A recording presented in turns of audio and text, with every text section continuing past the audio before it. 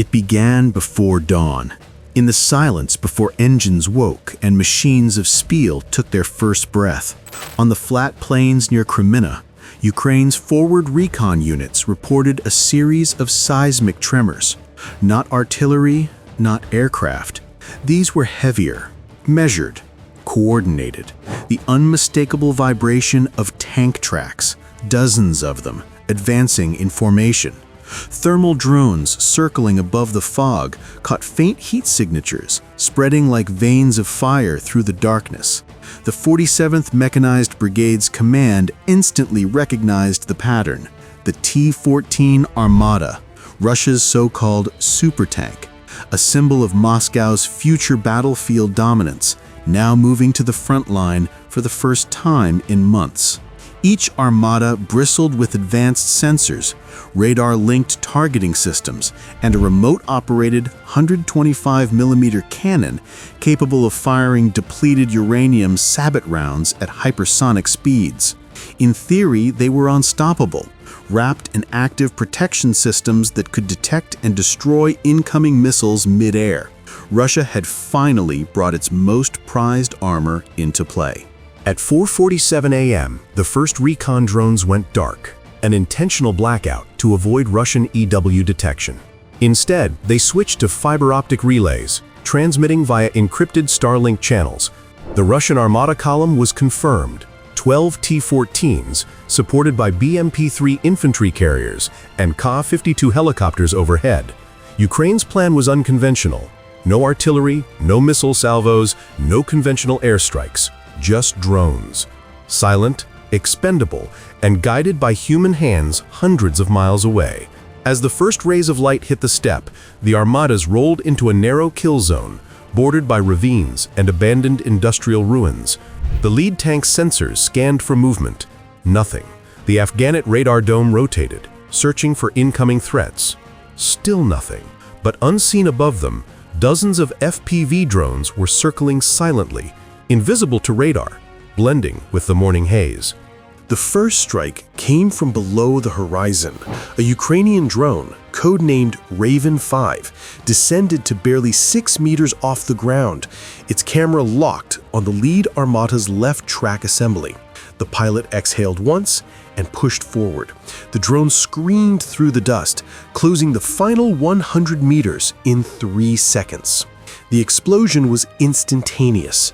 The Armata's left side lifted half a meter off the ground, track links flying like shrapnel. The tank's automated suppression system triggered, too late. Its turret swung aimlessly, sensors blinded by dust and debris. The supertank was crippled before firing a single round. Russian radio chatter spiked with panic. The column halted. Infantry dismounted, scanning the tree lines for javelin teams that weren't there. Instead, from the opposite ridge, 10 more drones launched, each programmed with unique approach vectors guided in real time by AI-assisted flight paths. The second Armata turned its main gun to engage and was hit mid-barrel. The shaped charge ripped through the rifled bore, detonating the ammunition stored below. The tank erupted in a blinding plume of orange fire. What followed wasn't a battle, it was a dissection. Ukraine's drone command had developed a new doctrine, cluster hunting. Each drone swarm worked in pods of 3, a decoy, a jammer, and a killer. The decoy emitted false radio chatter, mimicking the noise signature of a missile. The jammer then overloaded the Armata's radar array with bursts of electromagnetic interference. The killer, flying only 1.2 meters off the ground, struck during the system's momentary blindness. Within 9 minutes, 5 Armatas were disabled. Russian K-52 gunships scrambled to respond, releasing flares and scanning for the source. But every drone in the air was equipped with passive thermal filters, rendering them nearly invisible to heat-seeking optics. The helicopters fired wildly into the fog, hitting nothing but empty soil. Ukrainian EW trucks then activated long-range spoofing nodes, creating ghost signatures across the radar network. Russian operators saw phantom tank columns, false aircraft, a battlefield rewritten in code. Confusion rippled through command lines. The surviving armadas regrouped near an old refinery site, their crews forming a defensive semicircle. From there, they began coordinated counterfire, blasting suspected drone nests with high-explosive shells. But Ukraine's forward scouts had already withdrawn. What remained were decoy signals and static heat traps, burning tires and reflector plates meant to lure fire. Then came the second wave. This time, 24 FPV drones launched simultaneously from concealed truck beds. Each carried a 3D-printed warhead tipped with a molten copper liner, custom-built to pierce even the Armata's frontal armor. Flying low through smoke and debris, they approached from multiple angles. Sewer lines, collapsed factory walls, even drainage ditches. Russian air defenses, overwhelmed by false contacts, failed to prioritize. One after another, the drones struck.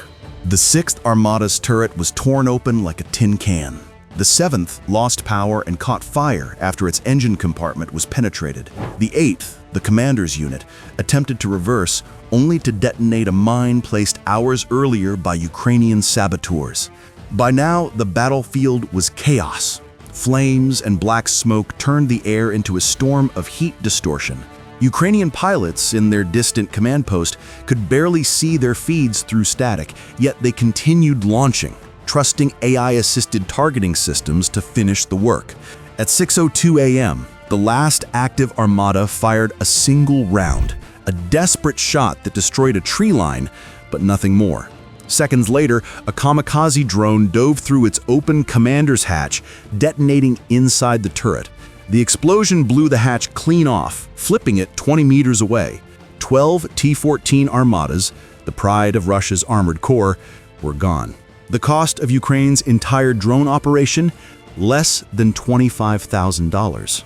But the destruction of the Armatas was only the beginning. As reconnaissance footage spread across encrypted networks, the psychological impact was devastating. Russian crews in nearby sectors refused to advance without infantry screens. Some even abandoned vehicles mid-route, fearing invisible drones above them. Within hours, Ukrainian information units had compiled and released the footage to international allies. The clip, less than 2 minutes long, showed the world's most advanced tank being annihilated by a $400 drone. It became both a message and a warning. No weapon is invincible anymore. Behind the lines, Russian analysts scrambled to understand what went wrong. The Afghanit defense suite was designed to intercept anti-tank missiles traveling at Mach speeds, not silent electric quadcopters gliding just above the grass. Its radar was simply too powerful, too focused on traditional threats. The smaller drones slipped through its digital blind spots. For Ukraine's engineers, this was validation. Months of testing, hundreds of failed prototypes, and endless recalibration had finally produced a system that could not just disrupt, but defeat next-generation armor. In Kyiv, the operation was quietly celebrated. No grand speeches, just another small victory in a war defined by adaptation. For every tank Russia built, Ukraine would answer with innovation, with intelligence, agility, and a soldier behind a screen who could destroy a $1 million machine with a joystick. By nightfall, smoke still rose from the wreckage of the Armata convoy. Drone cameras captured the scene in eerie silence. Burning metal scattered across the blackened earth. The hulks of tanks once hailed as the future of warfare, now reduced to glowing skeletons. In the distance, new drones took off. The hunt was not over.